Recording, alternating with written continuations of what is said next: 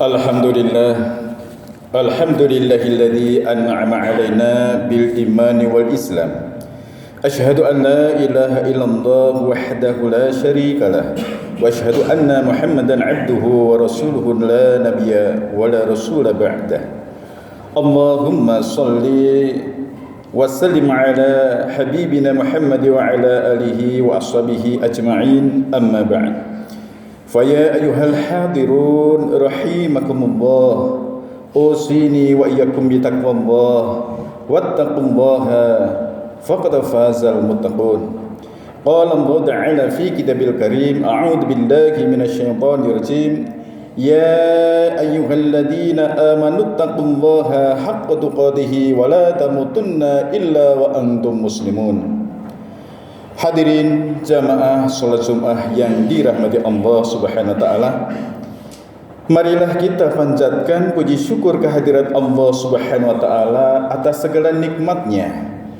Nikmat iman, nikmat Islam, kesehatan dan kesempatan beribadah di hari Jumat yang mulia ini. Kemudian salawat serta salam semoga senantiasa tercurah kepada junjungan kita Nabi Agung Muhammad sallallahu alaihi wasallam, keluarganya, sahabatnya dan umatnya hingga akhir zaman. Khatib berwasiat kepada diri pribadi dan kepada jamaah sekalian, marilah kita tingkatkan ketakwaan kita kepada Allah Subhanahu wa taala dengan sebenar-benar takwa. Karena takwa adalah sebagai kunci keselamatan hidup di dunia dan di akhirat. Hadirin jamaah salat Jumat yang dimuliakan Allah, alhamdulillah kita diberikan panjang umur, diberikan kesempatan dipertemukan yaitu dengan tahun baru 1448 Hijriah. Maka marilah dengan semangat hijrah kita harus berhijrah, berpindah minaz zulmat ila nur, dari kegelapan menuju cahaya yaitu dinul Islam, dinul haq. Kita berpindah dari kubangan lebah maksiat menuju yaitu ketaatan kita kepada Allah.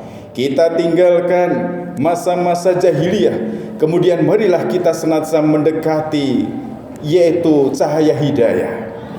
Maka hadirin, kita saat ini berada di bulan Muharram, salah satu bulan yang dimuliakan oleh Allah. Di dalamnya terdapat hari yang sangat istimewa, yaitu hari Asyura, tanggal 10 Muharram. Hari ini bukan sekedar tanggal dalam kalender, tetapi hari yang penuh sejarah, pelajaran dan nilai keimanan. Di hari Asyura menyimpan banyak pelajaran berharga dari sejarah para nabi dan rasul. Allah Subhanahu wa taala berfirman, a'udzu billahi minasyaitonir rajim.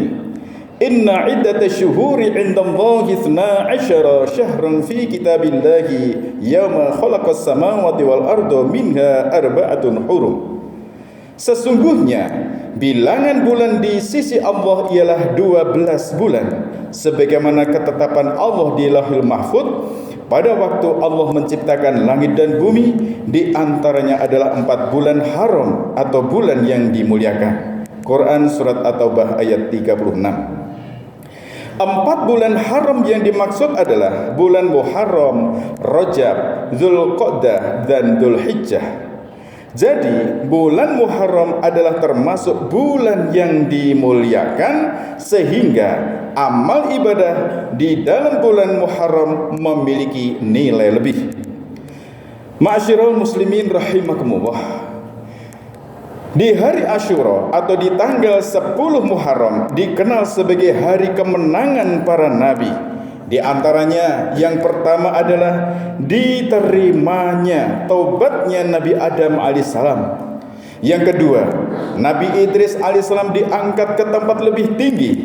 3. Nabi Musa alaihissalam dianugerahi kitab Taurat di Bukit Tursina atau Sinai dan diselamatkan dari kejaran pasukan Fir'aun saat menyeberangi Laut Merah. Kemudian yang keempat, Nabi Ibrahim alaihissalam diselamatkan dari kobaran api saat disiksa Raja Namrud. Yang kelima, Nabi Nuh alaihissalam turun dari perahu penyelamat bersama umatnya yang beriman setelah terhindar dari air bah atau air banjir dan taufan yang dahsyat. Yang keenam, Nabi Yusuf alaihissalam dibebaskan dari penjara Mesir karena fitnah. Yang ketujuh, berkumpulnya Nabi Yusuf dan Nabi Yakub ayahanda tercinta setelah berpisah kurang lebih 40 tahun. Pada waktu itu Nabi Yakub juga mendapat anugerah lainnya, yakni disembuhkan dari kebutaan matanya.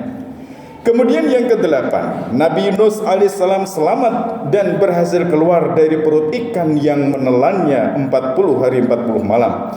Dan yang kesembilan, Allah mengangkat Nabi Isa alaihissalam ke langit dan menukarkannya dengan Yahuza. Di antara peristiwa-peristiwa itu yang paling masyhur adalah diselamatkannya Nabi Musa alaihissalam dan kaumnya dari kezaliman Fir'aun. Allah SWT berfirman yang artinya, lalu kami wahyukan kepada Musa, pukullah laut dengan tongkatmu itu. Maka terbelahlah laut itu dan setiap belahan seperti gunung yang sangat besar. Quran Surat Asy-Syu'ara ayat 63. Peristiwa ini bukan sekedar mukjizat, tetapi sebagai simbol bahwa kebenaran, perkara yang hak pasti akan menang dan kezaliman pasti runtuh. Ketika Rasulullah SAW tiba di kota Madinah, beliau melihat kaum Yahudi berpuasa pada hari Asyura. Ketika ditanya, maka mereka menjawab bahwa itu adalah hari ketika Allah menyelamatkan Musa. Maka Rasulullah bersabda, nahnu ahaqqu bi Musa minkum. Kami umat Islam lebih berhak terhadap Nabi Musa daripada kalian umat Yahudi. Hadis riwayat Bukhari dan Muslim. Kemudian beliau berpuasa dan memerintahkan kita sebagai umat Islam untuk berpuasa setiap tanggal 10 Muharram ini. Di dalam hadis yang lain disebutkan, siyamu yaumi asyura ahtasibu 'ala Allahi ayyukaffiras sanata allati qablahu. Bahwasanya puasa di hari Asyura atau tanggal 10 Muharram, aku berharap kepada Allah agar menghapus dosa setahun sebelumnya. Hadis riwayat Muslim.